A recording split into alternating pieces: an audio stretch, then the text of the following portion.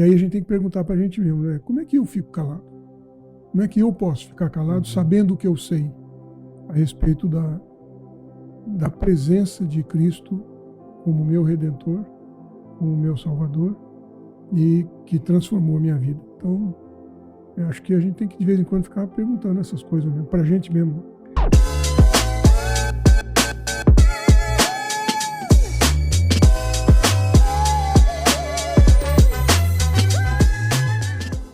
As pedras estão clamando, o clamor da criação e a voz da história. Em Lucas 19:40 diz o seguinte, olha: se estes se calarem, até as pedras clamarão.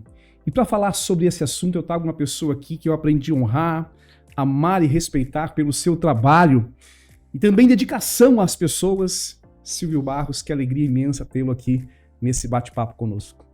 Que bom, obrigado, Daniel, pelo convite honroso de participar aqui do teu podcast. Silvio, esse tema eu comentei contigo aqui logo no começo, que foi até algo que Deus colocou no meu coração. Estamos vendo momentos em que tantas coisas estão acontecendo, né? E uma pergunta que até eu me faço, e eu gostaria muito de que você pudesse contribuir conosco aqui: será que nós estamos ouvindo aquilo que Deus está tentando nos mostrar? Ou será que as pedras, de certa forma, como diz aqui em Lucas 19:40, será que as pedras já começaram a falar e a clamar? Qual é a tua visão que você tem diante desse tema, diante desse assunto? Bom, primeiro é importante a gente entender o contexto, né? Essa passagem, essa menção de Jesus, ela ocorreu numa situação muito peculiar. Ele tinha acabado de entrar em Jerusalém, aclamado pelo povo como o rei. Então, o povo dizia: bendito o rei, e a glória a Deus nas alturas. E ele foi o domingo de Ramos, né, quando ele entrou em Jerusalém. E os sacerdotes disseram para ele repreender. Algumas versões da Bíblia pediram para Jesus repreender os discípulos por estarem o considerando como rei. Uhum. E aí foi quando Jesus falou isso. Se eles se calarem, as pedras vão falar. Porque isso foi a última semana da vida de Jesus, ele tinha já concluído o seu ministério com manifestações sobrenaturais muito poderosas. Tinha acalmado tempestade, tinha curado cego de nascença, tinha curado leproso, feito aleijado andar, tinha ressuscitado pessoas mortos. Então, não havia muita dúvida por parte dos seus discípulos de que ele era o Messias, de que ele era, de fato, o esperado Salvador. E aí, nesse momento em que o povo o aclama, né, ele estava com a missão teoricamente concluída. Ele sabia disso, o povo não sabia, mas ele sabia disso. E o que eu entendo que nós precisamos aprender desse texto é que existem verdades que vão surgir de qualquer jeito, a gente falando ou não falando. De um jeito ou de outro, elas vão acontecer. E se a gente não testemunhar, se a gente se calar, alguém vai fazer isso. De alguma forma, a manifestação de Jesus como o Redentor, ela ocorreria de qualquer jeito. Então, falar para os discípulos se calarem não ia mudar nada. O Jesus acabou deixando claro que haveria o reconhecimento de alguma forma. E acho que ele foi bem... Jesus usava muita hipérbole, né? Expressões assim exageradas. E aí, quando ele disse, as pedras vão falar. Não adianta eles se calarem, porque se eles se calarem, as pedras vão falar. Eu acho que o que a gente traz para os nossos dias de hoje, que é o ponto que você levantou, é como é que eu estou me comportando diante das boas novas. Se eu sei que Jesus é o Redentor, se ele comprovadamente veio, passou pelo sacrifício, nos redimiu, ressuscitou, e para mim isso é bom, por que que eu não estou transmitindo isso para os outros? Por que que eu não estou dizendo aos outros aquilo que fez diferença na minha vida? Eu penso que a gente tem que olhar um pouco nessa ótica. E, aliás, tem uma outra parte interessante em Atos, no capítulo 4, quando Pedro e João estavam pregando a Jesus como o Cristo ressuscitado, o Redentor, e aí os fariseus falaram para eles ficar quietos, né? Prenderam eles, passaram uma noite na cadeia, depois soltaram de novo, mas falaram assim, você não fala mais nada desse assunto. Nós vamos libertar vocês, mas vocês fiquem calados. E aí Pedro e João viram para eles e falaram assim, como que eu posso ficar calado de tudo aquilo que eu vi e ouvi? Não tem como ficar calado. E eles, de fato, continuaram pregando. E com isso, transformaram a vida de muita gente. E aí a gente tem que perguntar para a gente mesmo, né? Como é que eu fico calado? Como é que eu posso ficar calado sabendo o que eu sei a respeito da presença de Cristo como meu Redentor, como meu Salvador, e que transformou a minha vida? Então, eu acho que a gente tem que, de vez em quando, ficar perguntando essas coisas mesmo, para a gente mesmo, né? Nós estamos aqui, desde quando nós iniciamos esse projeto dos podcasts, das mensagens que a gente quer transmitir, a ideia é justamente poder construir uma mentalidade com princípios, com valores, e valores esses que é justamente onde talvez a gente gostaria de entrar com essa mensagem. Princípios e valores esses que ao longo do tempo vêm se perdendo, né? E quando a gente fala sobre essa passagem de que as pedras elas vão clamar, independente, como você mesmo disse, né? Independente de qualquer coisa, como é que consegue se calar uma manifestação tão clara e tão evidente de um Deus que faz, de um Deus que constrói, de um Deus que transforma? Tudo o que foi feito se deu pelas suas mãos, né? Mas uma realidade, hoje a gente traz isso à ótica do momento ao qual nós estamos vivendo, né? As pessoas vivendo seus comportamentos, a sua maneira de viver, muitas das vezes ela se afasta do seu Criador, daquele que realmente faz, daquele que realmente constrói. E sabe que esses dias atrás estava até vendo essas mensagens, agora estão falando dos extraterrestres, né? Extraterrestre que está surgindo, que já existe há não sei quantos anos, não sei o quê. E eu vi uma pessoa comentando na internet, isso comprovava, olha bem o que o cara colocou, isso comprova que o que a Bíblia coloca não é uma realidade. Porque como a Bíblia ela é tão completa, tão embasada de tanta sabedoria, de tanto conhecimento, e na Bíblia não existe uma referência para dizer que existe outras vidas além da Terra, existe outros seres humanos além da Terra. Então você vê que existe todo um discurso sendo construído para justamente tentar calar isso daqui e dizer que aquilo que nós estamos ministrando, que essa verdade que nós vivemos e estamos pregando, não é uma verdade, né? E aí foi aonde você acabou de dizer que existe um texto até, inclusive, eu gostaria de ler, ele está aqui, vamos ver onde eu acho. Vamos lá.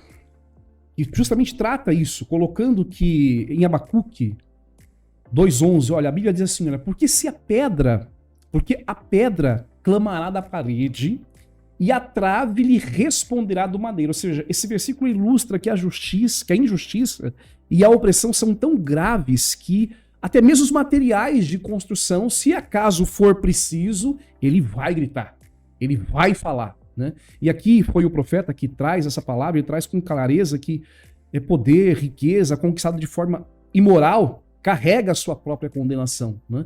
Então o que a gente quer trazer, eu acho que com essas palavras aqui, eu quero que você com a sua versão, com o seu entendimento, possa trazer para nós isso com mais clareza talvez, é que os valores que a gente vê hoje sendo construídos na vida das pessoas vem distorcendo essa verdade, né? As pessoas querem, de certa forma, encontrar um caminho e um pretexto para dizer que isso que nós vivemos, essa palavra que está sendo ministrada, esse caminho que nós trilhamos não é o caminho correto, isso é uma mentira, isso é uma fantasia. Eu vi isso de atrás, até publiquei um vídeo de um cara que dizia que a Bíblia era um conto de fadas.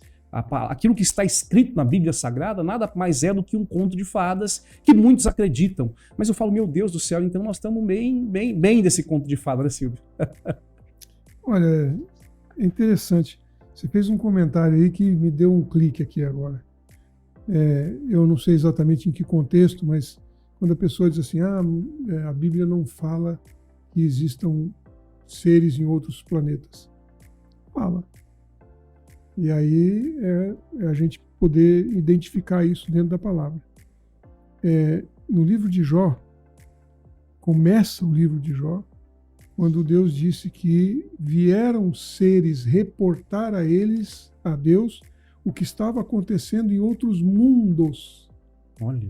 E que Satanás veio para dizer, você viu lá o Jó? O Jó tem tudo porque você só abençoa ele. Mas, e a Bíblia fala que Satanás se colocou diante de Deus representando o nosso mundo, o nosso planeta, aonde ele foi jogado, depois que se rebelou.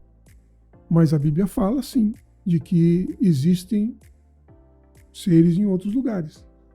E, para dizer bem a verdade, não faria sentido Deus criar um universo do tamanho que é, só para nós. Não faz sentido. Realmente não é um desperdício, né? E com certeza existem mundos não caídos. E a gente, se procurar direito, quem lê a Bíblia superficialmente talvez não perceba essas coisas, passa batido, né? Talvez até de propósito, mas a Bíblia não deixa margem, a meu ver, para a gente ter dúvida. Agora, uma coisa interessante dentro disso que você está colocando de valores, de princípios, Jesus uma vez falou assim, se você quiser vir após mim, se você quiser me seguir, se você quiser andar no meu caminho, eu sou o caminho, a verdade e a vida, ninguém vai ao Pai senão por mim. Então, se você quiser vir após mim, tome a sua cruz e siga-me. Só que quando ele falou isso, foi muito antes dele ser crucificado. Se você olhar, os 3 evangelhos, Marcos, Lucas e Mateus, fazem esta menção. João não toca nesse assunto, mas os 3 evangelistas mencionam isso mais ou menos na metade do evangelho. Não é no finalzinho, quando Jesus estava sendo crucificado. Ou seja, quando ele falou isso para os discípulos, a crucifixão naquele tempo significava um martírio. Era uma tortura letal, fatal. Ninguém descia da cruz vivo.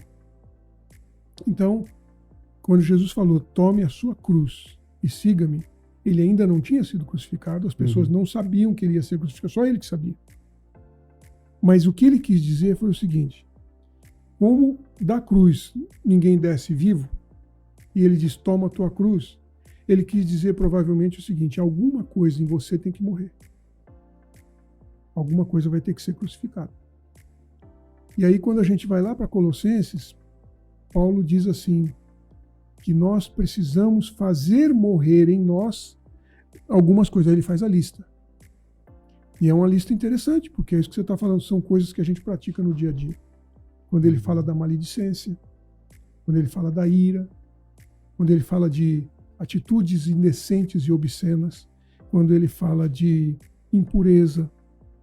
Então, lá em Colossenses tem uma lista de coisas que nós precisamos fazer morrer para entrar no reino.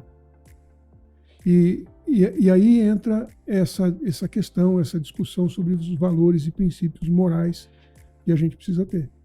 Quer dizer, quando as pessoas não se dão conta disso e acabam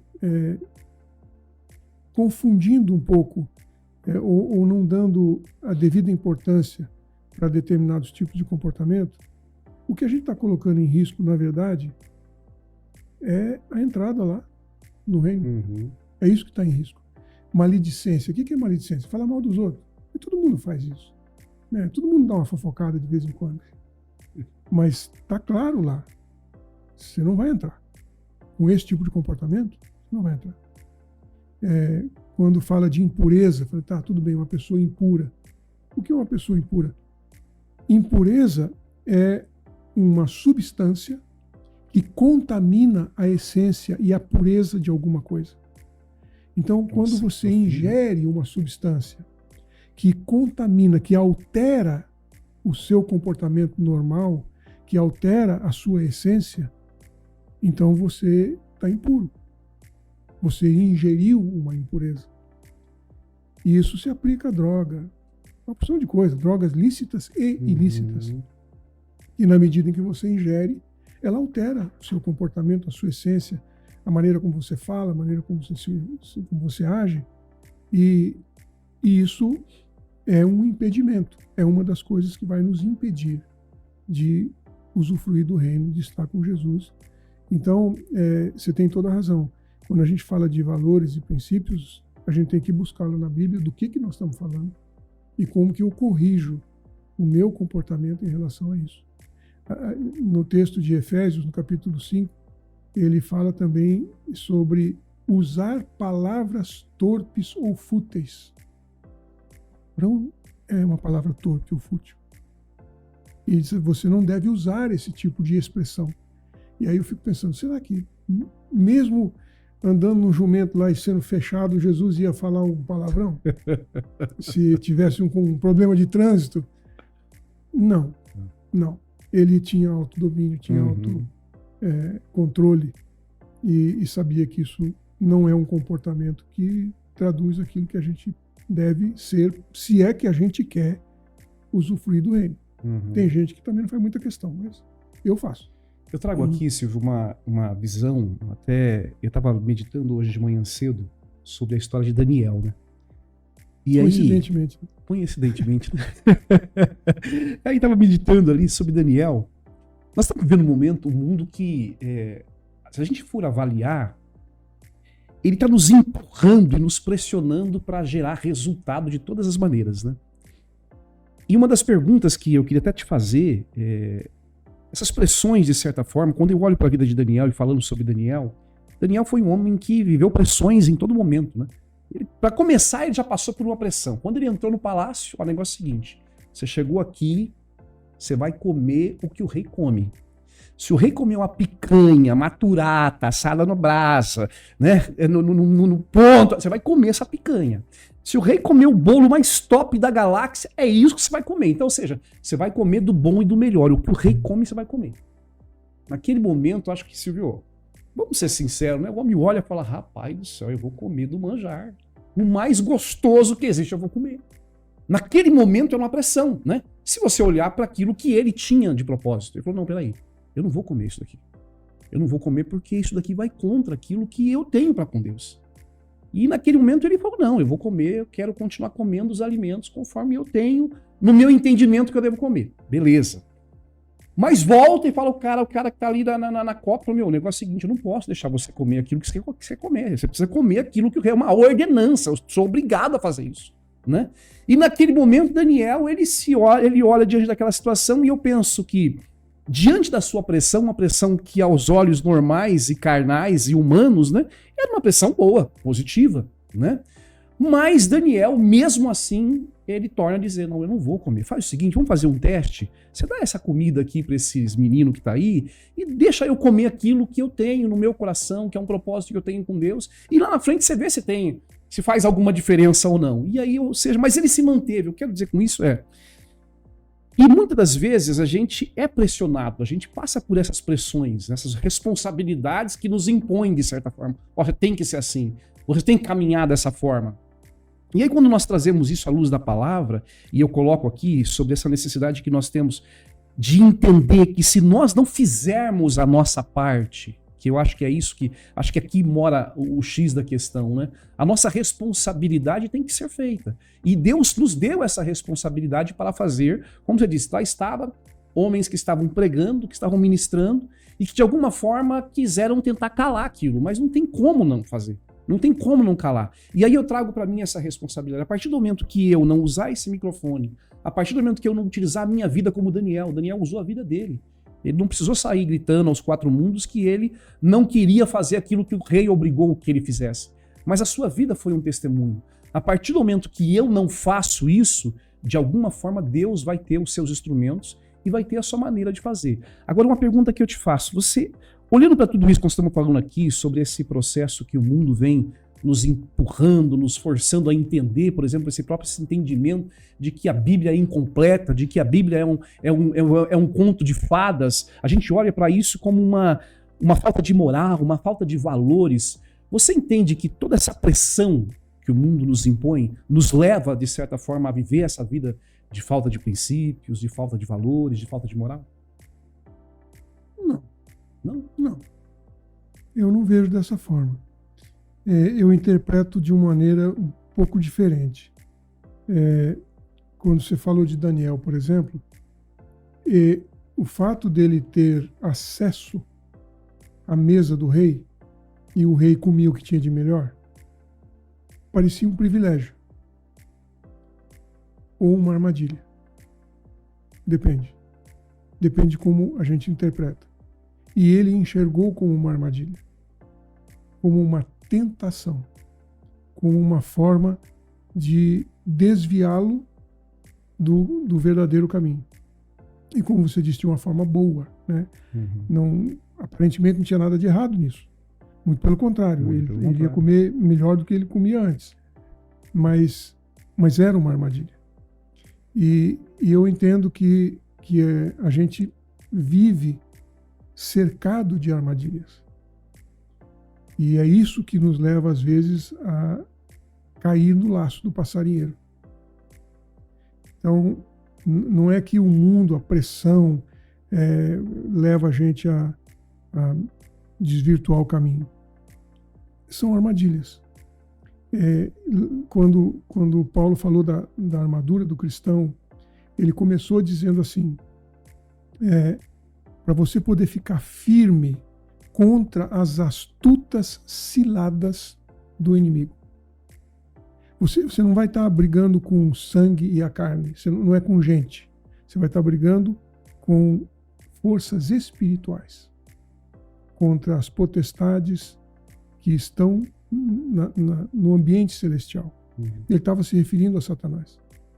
Mas, e quando ele falou, você precisa cuidar para não cair nas astutas ciladas do inimigo, ele está falando de armadilha. E toda vez que eu leio esse texto na Bíblia, a palavra armadilha vem na minha mente para eu entender o que é uma armadilha. Uma armadilha é uma ratoeira. Uma ratoeira é uma armadilha. Você coloca um queijo, que é bom, gostoso, e aí o ratinho vai lá e ele se dá mal, porque a atração, a isca, era boa, mas o resultado é ruim. A mesma coisa acontece com qualquer armadilha. Armadilha, por exemplo, uma das que me vem na cabeça, aquelas que você faz um buraco no chão, cobre com umas folhas, e aí o bicho não percebe, cai lá dentro. E aí ele fica preso. Ou então uma arapuca. São armadilhas. O que acontece? A armadilha é feita, e a engenhosidade dela é você não perceber que é uma armadilha. Porque se você perceber que é uma armadilha, você não vai cair. Lógico. Não é trouxa. Então, a inteligência e a astúcia, a esperteza, porque eu não posso chamar de sabedoria, mas a esperteza de Satanás, do inimigo, é preparar armadilhas que a gente não percebe. Nós vamos cair sem perceber o que está acontecendo. E aí ele precisa conhecer muito bem onde estão as nossas fraquezas. E grande parte das armadilhas está na comida. Daí Daniel ser esperto, ele foi sábio, ele falou que isso aqui é uma armadilha. Pode perceber, arapuca, bota uma comidinha lá. Uma ratoeira, bota uma comidinha lá. Então, comida é um atrativo, ela é uma das formas de fazer a gente cair na armadilha. Mas não é só comida. Essa armadilha, por exemplo, que eu falei de você fazer um buraco e botar umas folhas em cima, isso é para pessoas que não estão atentas, elas não estão prestando atenção. Elas não estão focadas na segurança do caminho que está andando, ela está descuidada. E Satanás é muito habilidoso. Ele vai te pegar onde você estiver descuidado, onde você não estiver prestando atenção. Então, esse desvio de valores e princípios, ele muitas vezes não é que você está andando no caminho errado. Você está desatento, você não está focado, você não está prestando atenção nas armadilhas que foram colocadas diante da gente. E isso, obviamente, nos obriga a ter um vínculo muito mais forte, a ter mais foco e atenção no que a gente está fazendo, principalmente na nossa relação com Deus. Eu enxergo dessa maneira, essa questão. Eu sei que o mundo faz pressão, sim. Jesus disse que no mundo a gente ia ter aflições, mas fica tranquilo porque eu venci o mundo. Eu venci as armadilhas do mundo, né? E, portanto, a gente pode vencer também. Mas o importante é nós estarmos atentos a isso. E Satanás é velho e é esperto, e ele vai tentar nos pegar exatamente no nosso ponto fraco. Eu acho que aí você entrou num ponto... Até hoje de manhã cedo também estava lembrando dessa passagem, né?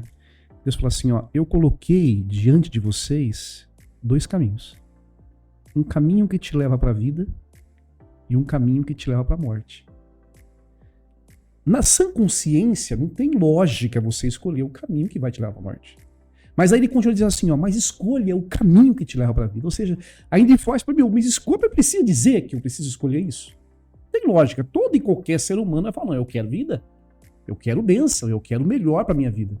Mas aí fala, eu te coloco 2 caminhos. O caminho certo e o caminho errado. Mas por favor, faltou por favor, não escolhe esse caminho errado, não. Mas olha como são as coisas, né? Justamente isso que você está falando do contexto do mundo que a gente vive hoje. Um caminho que leva para a vida, Jesus falou assim, estreita é a porta e apertado é o caminho que leva para a vida. Mas larga é a porta, amplo é confortável o caminho que leva para a morte. Então, se você não estiver prestando atenção, você vai acabar embarcando no caminho errado.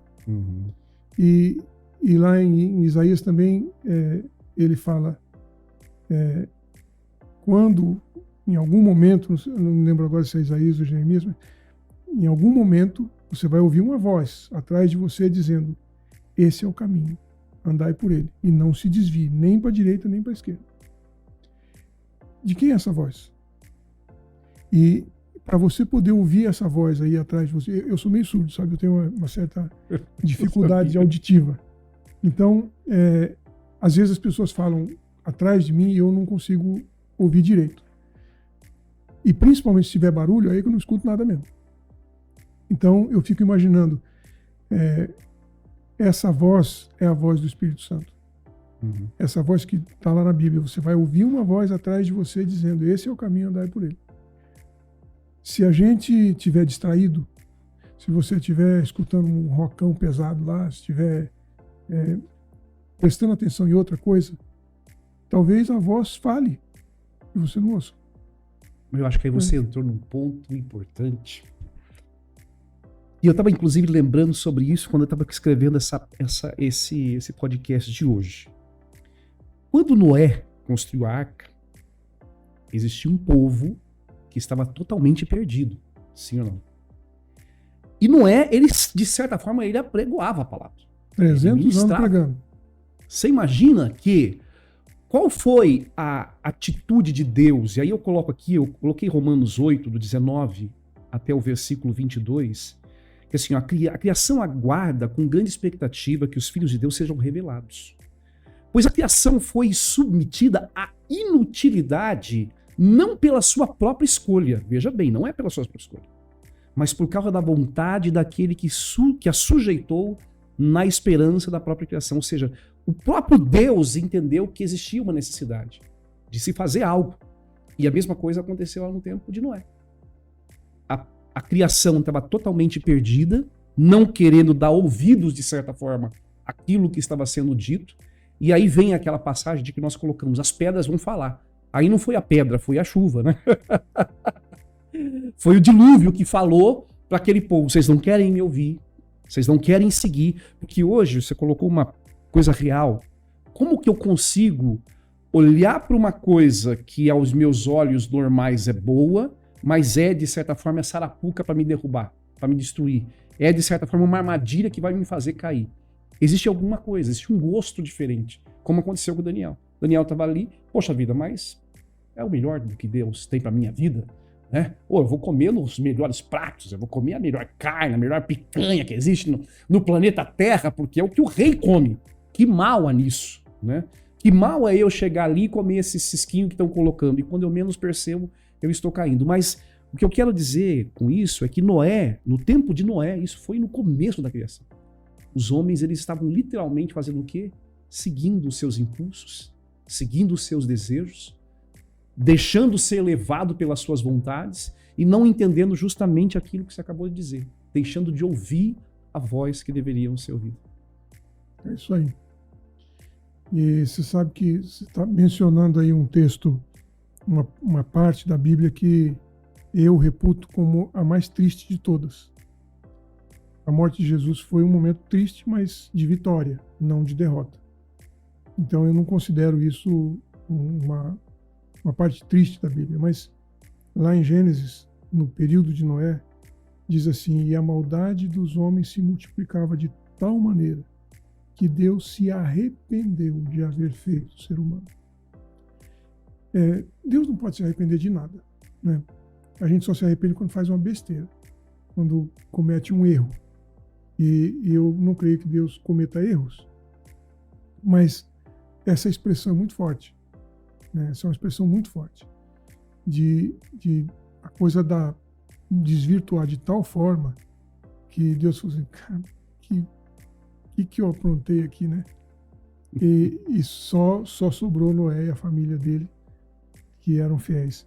Então, isso mostra pra gente que a humanidade chegou num determinado ponto de degradação, e isso não foi casual, isso foi proposital, isso foi resultado do trabalho bem feito do Satanás.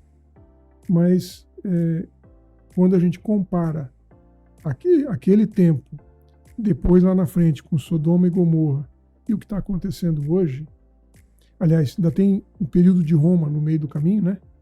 Lá em Romanos, quando Paulo fala do desvirtuamento moral do homossexualismo, de uma porção de coisa que estava acontecendo ali, são etapas da história da humanidade e que, infelizmente, são muito parecidas com a nossa realidade hoje. É muito, muito próximo. Então, a gente precisa ficar atento mesmo, tem que ficar esperto, porque as armadilhas estão aí. E se a gente não abrir os olhos, nós vamos correr o risco de cair. Então, precisa muita sabedoria.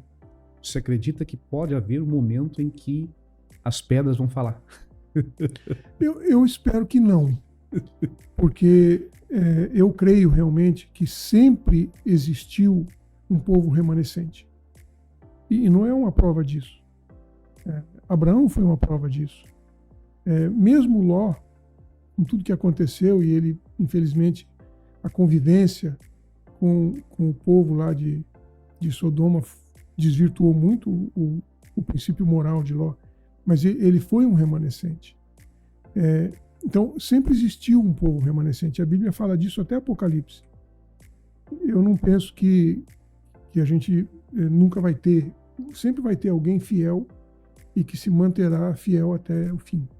E esses são os que vão receber o galardão. Então, eu creio que nós só precisamos ter certeza que a gente está nesse grupo. Só isso. Parece fácil, né?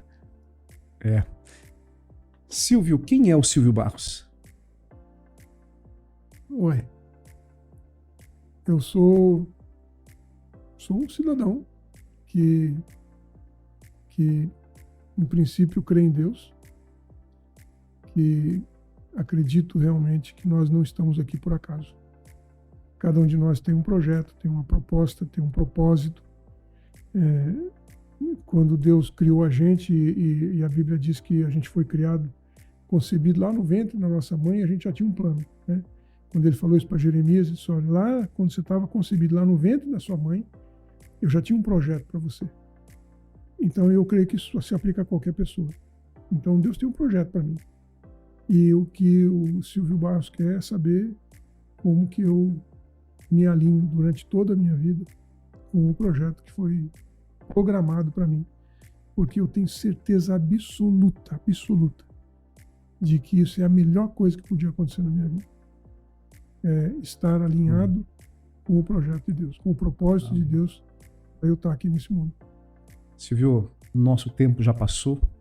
Para mim foi um prazer, uma alegria. Gostaria que não ficasse apenas nesse momento, mas quero te dar a certeza de que nós teremos novas oportunidades. Eu gostaria, para a gente finalizar, que você fizesse uma pequena palavra de oração. Perfeitamente. Obrigado, Pai, pela tua bênção, pela tua providência e, acima de tudo, pela tua misericórdia. Senhor Deus, nós queremos, com toda a sinceridade de alma, cumprir o teu propósito. E a palavra diz que se nós pedirmos alguma coisa de acordo com a tua santa vontade, isso será atendido.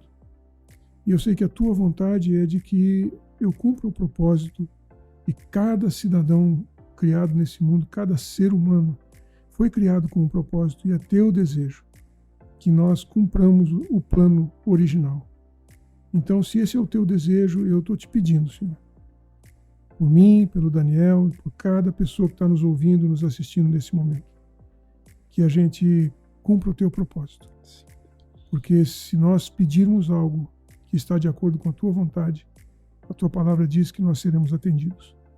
Então, atende a nossa oração, ajuda-nos a ser testemunhas fiéis da tua palavra, em nome do Senhor Jesus, nosso Salvador.